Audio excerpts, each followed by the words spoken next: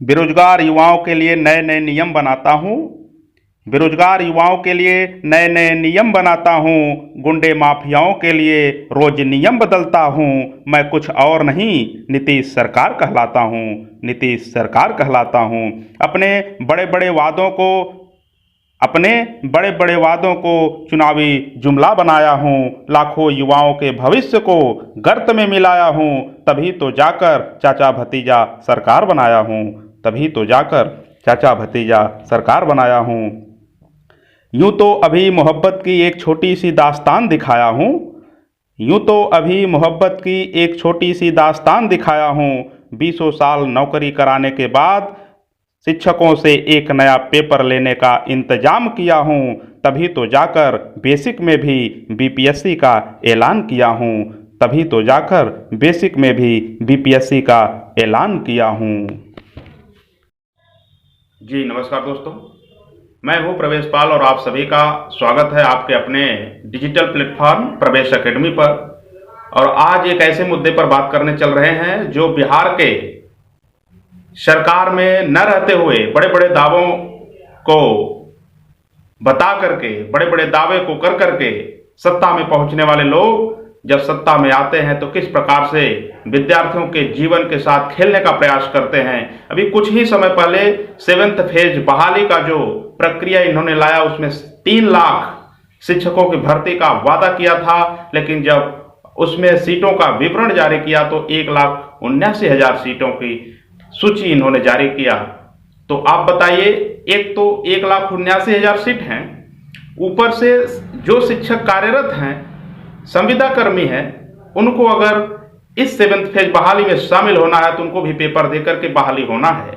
तो इस प्रकार से जो 1,79,000 सीटें हैं, अगर उसमें देखा जाए तो जो शिक्षक पहले से कार्यरत हैं उनके लिए ही ये सीट शायद पर्याप्त ना हो। इसलिए जो ये सीटों की बात कर रहे हैं, ये निश्चित तौर पर ये वर्तमान में जो शिक्षक भर्ती की सपना देख रहे हैं उनके सपनों को तोड़ने जैसा है, उनके सपने को बिखेरने का काम कर रहे हैं। यही तेजस्वी यादव जब सत्ता में नहीं आए थे तो 10 लाख नौकरी का वादा कर करके फिर 3 लाख शिक्षक भर्ती की बात कर करके 7th फेज बहाली को इन्होंने लाया था, जिसमें से इस वक्त 80,000 के आसपास प्राथमिक शिक्षक भर्ती ये लाने की बात कर रहे हैं। और उसमें यदि बीएड वाले शामिल न हुए प्राथमिक में, सुप्रीम कोर्ट का मैटर अगर सामने आ जाता है, बीएड के खिलाफ चला जाता है, तो बीएड वालों को क्या मिलेगा आप ही सोचिए जरा। बीएड वाले के लिए जो सीटें हैं वो सबसे कम है, 6, 7, 8 इन 3 क्लासों में 1700 वैकेंसी। तो सबसे ज्यादा 80,000 जो वैकेंसी है ये प्राथमिक लेवल के लिए है। अगर बीएड इसमें बाहर होता है तो बड़ा झटका लगेगा। दूसरी बात, जहां तक सुप्रीम कोर्ट का सवाल है तो इस पर न जाते हुए हम बिहार सरकार से अपील करते हैं कि जो आप 3 लाख वैकेंसी की बात कर रहे हैं वो 3 लाख पूरी दीजिए, और जो 1,79,000 हैं इसमें आप जो पहले से कार्यरत संविदा कर्मी हैं उनको आप इसमें शामिल न करें, उनका अलग से आप पेपर ले लीजिए या सीटें पूरी दीजिए। ये विद्यार्थियों को बहकाने का काम मत करिए, क्योंकि ये विद्यार्थी, ये शिक्षक भर्ती की तैयारी करने वाले अभ्यर्थी पहले से इतना छले जा चुके हैं कि इनके पास शायद सहन शक्ति टूट चुकी है, सहने की क्षमता चली जा चुकी है। इसलिए अगर एक नई उम्मीद, एक नई आशा के साथ आपके महागठबंधन को इन्होंने मजबूत किया है तो आपका ये दायित्व तो बनता है कि इनके भविष्य को संवारा जा सके, इनके भविष्य के साथ खेला न जाए। अगर आप इनके भविष्य को खेलेंगे तो यही युवा, यही देश के नौजवान आपको भी अपने राजनीतिक करियर से दूर करने का काम करेंगे। तो अभी आप विपक्ष में एकता लाने की बात कर रहे हैं लोकसभा चुनाव के लिए। अपनी बिहार की एकता को, जिस एकता के नाम पर आप विद्यार्थियों को लुभावने वादे कर करके सत्ता में आए, उनके किए गए वादों को आप पूर्ण नहीं किए। पहले आप इनके वादों को पूरा करिए, अपने विचारों पर खरा उतरिए, इसके बाद आप देश की राजनीति करिएगा। क्योंकि ये बिहार है और बिहार की जनता जिसको दिल से चाह लेती है उसको कभी फिर दिल से नहीं निकालती है, और अगर जिसको दिल से निकाल दे फिर दिल में जगह नहीं देती है। तो आप किसी तरफ के नहीं रह जाएंगे।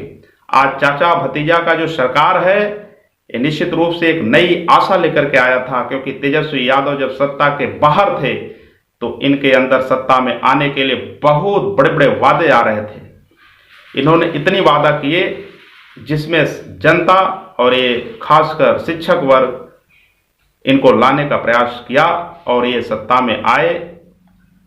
वर्तमान में डिप्टी सीएम रहते हुए कई बार इन्होंने 3 लाख कहा, लेकिन आज 1,79,000 पर आ गए। इसमें नियोजित शिक्षकों की भी बात कर रहे हैं आप, फिर कैसे 3 लाख शिक्षकों की भरपाई अब कहां करेंगे? 10 लाख रोजगार आप देने की बात कर रहे हैं, कहां दे रहे हैं? तो केवल आप विद्यार्थियों के साथ, बिहार के नौजवानों के साथ सिर्फ और सिर्फ धोखाधड़ी करते हुए आगे बढ़ रहे हैं, जो आपके राजनीतिक करियर के लिए निश्चित तौर पर बहुत ही बेकार साबित होगा। और आपका जो राजनीतिक सफर अभी शुरुआत है, आपको एक लंबी राजनीति तय करनी है और बिहार के युवा आपको एक आइकॉन के रूप में देख रहे हैं। बिहार की जनता आपको अपनी राजनेता के रूप में स्वीकार किया है। तो इन्हीं आशा और उम्मीद के साथ कि आप उनके भविष्य को संवारने का काम करेंगे, उनको करियर को बनाने का काम करेंगे, उनके करियर से खेलने का काम नहीं करेंगे। उनके किसी के करियर से खेलने का काम किसी सरकार को नहीं है। अगर आप उनके करियर से खेलेंगे तो आपकी भी राजनीतिक सफर है, राजनीतिक करियर है जो एक एक जनता से मिल करके चलती है। तो इसलिए ये हम सभी युवाओं की तरफ से मांग करते हैं कि आप अपनी नियमावली में किसी भी प्रकार का संशोधन करते हुए पूरी शिक्षक भर्ती दीजिए। अगर हो सके तो नियोजितों के लिए अलग से अपनी वैकेंसी जारी करिए, और जो नए युवा हैं इनके लिए सेफ वैकेंसी 2-2.5 लाख दीजिए, जिसमें इनको भी एक रोजगार अच्छे मिल सके। और अपना नियोजितों के लिए जो भी प्रक्रिया आपको आजमानी पड़े आजमाइए, क्योंकि उनको भी आपको लेकर के चलना है। उन्होंने भी 20 वर्ष आपके लिए सेवा किया है। कई वर्षों से इसी उम्मीद और आशा के साथ लगे थे कि 7th फेज की बहाली आएगी तो हम लोगों के लिए एक नई आशा, नई उम्मीद, नई किरण लेकर के आएगी। तो उनको भी लेकर के चलना है, नए लोगों को भी लेकर के चलना है। इसीलिए आपको, अगर आप सबको लेकर के चलेंगे तो बिहार की जनता है आपको पलकों पर बैठाएगी, अन्यथा आपको नजरों से गिरा देगी। तो फिर आप बिहार के डिप्टी सीएम, न तो विपक्ष के नेता और ना मुख्यमंत्री की तो सपना ही भूल जाइए, न मुख्यमंत्री। और यहाँ आप अगर प्रधानमंत्री की सपना नीतीश जी को दिखा रहे हैं तो आप सबकी पहली प्राथमिकता होनी चाहिए बिहार के लोगों को एक अच्छी रोजगार देकर के देश में ये साबित कराना चाहिए कि बिहार के नेता किस प्रकार से बिहार के युवाओं के लिए एक अच्छी रोजगार देकर के उनको अपने ही राज्य में एक अच्छे प्रकार से रहने की व्यवस्था दे रहे हैं। दर दर ठोकरें खाने वाला समय गया। एक नया बिहार बनाइए और लोगों को एक रोजगार दीजिए। शिक्षक भर्ती आई है तो इसमें ऐसा दीजिए किसी प्रकार से किसी को समस्या ना हो। अगर आप बीपीएससी से एग्जाम करा रहे हैं कराइए, लेकिन बीपीएससी पर ये विश्वास करिए और बीपीएससी को भी आपके विश्वास पर खरा उतरना चाहिए कि किसी भी प्रकार की पेपर आउट की संभावनाएं को खत्म करके निष्पक्ष तरीके से पेपर कराए, जिससे हर एक गरीब तबके का जो विद्यार्थी है उसके हाथ में रोजगार हो। और ये पेपर आउट होने की सिलसिला को बंद करते हुए निष्पक्ष तरीके से पेपर कराने का जिम्मा बिहार सरकार को लेनी पड़ेगी अपने कंधों पर, क्योंकि बहुत दिनों से विद्यार्थियों को छला जा रहा है। पेपर को लीक करा करके विद्यार्थियों के भविष्य के साथ खेला जा रहा है। तो दोस्तों,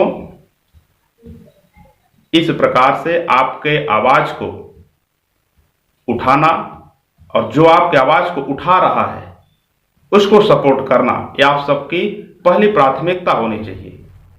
तो अगर आप अभी तक हमारे चैनल को सब्सक्राइब नहीं किए हैं तो चैनल को सब्सक्राइब कर लें। इस चैनल पर इस भर्ती से संबंधित सभी प्रकार के नए नए अपडेट आपको मिलते रहेंगे और इस भर्ती से संबंधित जितने भी प्रयास हो सकेंगे वो किया जाएगा। तो इसलिए इस वीडियो को लाइक करके अपने हर एक ग्रुप में, कॉलेज बीटीसी ग्रुप में शेयर अवश्य कर दें, क्योंकि ये चैनल आपके भर्ती के लिए, आपके शिक्षक भर्ती को पारदर्शी तरीके से कराने के लिए जितने भी सहयोग की आवश्यकता होगी ये चैनल करेगा, और आप तक ऑथेंटिक न्यूज को पहुंचाने में ये चैनल सबसे आगे रहेगा। इसलिए आप विश्वास दिखाते हुए चैनल को सब्सक्राइब और शेयर अवश्य करें। तो देखिए, ये लड़ाई किसी एक की नहीं है, इसमें सभी को सहयोग देने की आवश्यकता है, और जिस प्रकार से अगर इसके लिए बड़ा आंदोलन भी करना पड़े तो करना चाहिए, क्योंकि आज जितने भी लोग हैं सब सिलेबस के पीछे और तैयारी में लगने का प्रयास कर रहे हैं, लगे तैयारी करते रहें, लेकिन जब भर्ती ही कम हो जाएगी तो आप खुद ही लड़ाई से बाहर हो जाएंगे, तैयारी से बाहर हो जाएंगे। इसलिए सबसे पहले तो आपको सीट सही तरीके से आए भर्ती के लिए, इस पर कार्य करने की आवश्यकता है, क्योंकि जैसे ही नोटिफिकेशन आएगा और आनन फानन में 2 महीने के अंदर पेपर करा लिए जाएंगे, न तो आप उसमें तैयारी कर पाएंगे, न तो उस हिसाब से सीटें ही रहेंगी कि कम नंबर पर भी आपका सिलेक्शन हो। तो सिलेक्शन के लिए अच्छा खासा नंबर का होना आवश्यक है, क्योंकि जब सीटें इतनी ही रहेंगी तो अच्छा नंबर रहेगा तभी सिलेक्शन होगा। अगर 3 लाख जो बात किए हैं, ये 3 लाख दे देते हैं तो निश्चित तौर पर हर एक युवा के पास बिहार में शिक्षक भर्ती उसके हाथ में होगा, उसके हाथ में एक रोजगार होगा। जिस उम्मीद और आशा के साथ इन्होंने बिहार में इनकी सरकार बनाई थी, वो उम्मीद पर खरा उतरने में अगर सफल हो जाती है सरकार, तो युवा आने वाले 2024 के चुनाव में भी इनको सफल बनाने का प्रयास करेगा। अन्यथा इनको जिस कुर्सी पर बैठे हैं अगले पंचवर्षीय में, इससे भी बाहर करने का भी काम करेंगे, क्योंकि यही युवा जो चाहे वो कर सकते हैं। अगर सरकार इनके विपक्ष में जाएगी तो ये सरकार भी इनके विपक्ष में जाएंगे, और ये विद्यार्थी भी इनके विपक्ष में जाएंगे, और ये सरकार का सीधा संबंध जनता से होता है, और जनता का संबंध जब सरकार से अलग होने लगता है तो सरकार भी सत्ता से नीचे उतर जाती है। ये होती है जनता की पावर, और जनता जिस दिन अपने पावर को समझ लेती है उसी दिन सही निर्णय और सही सरकार को चुन लेती है, और अपने भविष्य को संवारने में उसका जो योगदान हो सकता है उस योगदान को ले पाती है। तो इसी उम्मीद और आशा के साथ इन्होंने इनकी सरकार को चुना था, और इनसे जितना भी उम्मीद और आशा लगा करके उनसे गुहार हो सकेगा अगले कुछ दिनों में लगाया जाएगा, और एक नई रणनीति के साथ जहां भी आंदोलन करना पड़ेगा वो किया जाएगा। और जो सीटें इन्होंने कहा था उस सीटों को सही तरीके से दे करके बीएड वालों को भी सम्मान पूर्वक सीट दें, और 3 लाख की जो बात कहे हैं उसको पूर्ण करते हुए एक साथ भर्ती देने का काम करें। विद्यार्थियों के साथ छलावा न करें, क्योंकि विद्यार्थी एक उम्मीद और आशा को ही लेकर के इनको चुना है, और उसी आशा को अपनी आंखों से देखना चाहता है कि हमारे आशा और उम्मीद पूर्ण कैसे हो रहे हैं। और अगर आप उनकी उम्मीदों के साथ खेलेंगे तो ये नाइंसाफी है, और आपके भविष्य को गर्त में भी ले जाने में इनका ही योगदान रहेगा, जिनके भविष्य को गर्त में आप लेकर के जाएंगे। तो एक ही सिक्के के दोनों पहलू हैं। अगर आप इनके साथ आप आज गलत करेंगे तो आपके भी साथ गलत होगा। तब आप किसी प्रकार की रोना मत रोइएगा, क्योंकि आप ही लोग कहते हैं कि सरकार नफरत न फैलाए। ये महागठबंधन नफरत नहीं फैलाना चाहती है, एकता के सूत्र में बांधना चाहती है। तो एकता का सूत्र क्या है? विद्यार्थियों के साथ अगर आप न्याय कर देंगे तो एकता के खिलाफ हो जाएगा।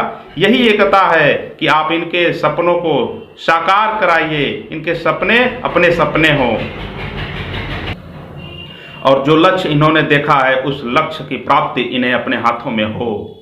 और दोस्तों, अगर आपके कोई सुझाव हैं तो आप कमेंट बॉक्स में दे सकते हैं। आपके सुझाव का पूर्ण सम्मान किया जाएगा। आपका जिस प्रकार से सहयोग हो सकेगा वो सहयोग किया जाएगा, और जिस भी वर्ग में सीटें कम हैं उसके लिए एक पत्र भी शिक्षा निदेशालय तक पहुंचाया जाएगा, जिससे सीट बढ़ सके और हर वर्ग को एक सम्मान पूर्वक सीट मिले, क्योंकि हर वर्ग के चहेता हर वर्ग में शामिल होना चाहते हैं। जितने भी विद्यार्थी भर्ती के तलाश में हैं, वो कोई प्राथमिक में, कोई जूनियर में, कोई इंटर कॉलेज में जाना चाहता है, तो सबको अपने उम्मीदों के अनुसार सीटें भी होनी चाहिए, क्योंकि हर प्रकार से कई वर्षों से बिहार में रेगुलर शिक्षक भर्ती नहीं आई है। सभी संविदा कर्मी रखे जाते थे। तो जो 7th फेज में आने के लिए कई वर्षों से उम्मीद लगाए थे, उनको भी सम्मान मिले। जो नए युवा हैं, नए विद्यार्थी हैं, उनको भी सम्मान मिले। तो सबका ख्याल देखें, क्योंकि सरकार इसी को कहा जाता है जो हर एक वर्ग को, हर एक व्यक्तित्व के मुस्कान को बनाए रखे, उनके चेहरे पर मुस्कान खिलाए रखे, यही सरकार होती है। सरकार किसी के सपनों के साथ खेल नहीं सकती है। उनके सपनों को संवारने में जितना भी योगदान सरकार का हो सकता है वो सरकार करेगी और करना भी चाहिए। यही उम्मीद और आशा के साथ अपनी बात यहीं समाप्त करते हैं। आप सबके कमेंट का स्वागत है और इस वीडियो को लाइक करके चैनल को सब्सक्राइब कर लें। आपके अपने लिए बता रहे हैं, क्योंकि आपके ही लिए ये चैनल बना है और आपसे संबंधित जितनी भी मेहनत हो सकेगा वो सब किया जाएगा। तो धन्यवाद, मिलते हैं नेक्स्ट वीडियो में। जय हिंद।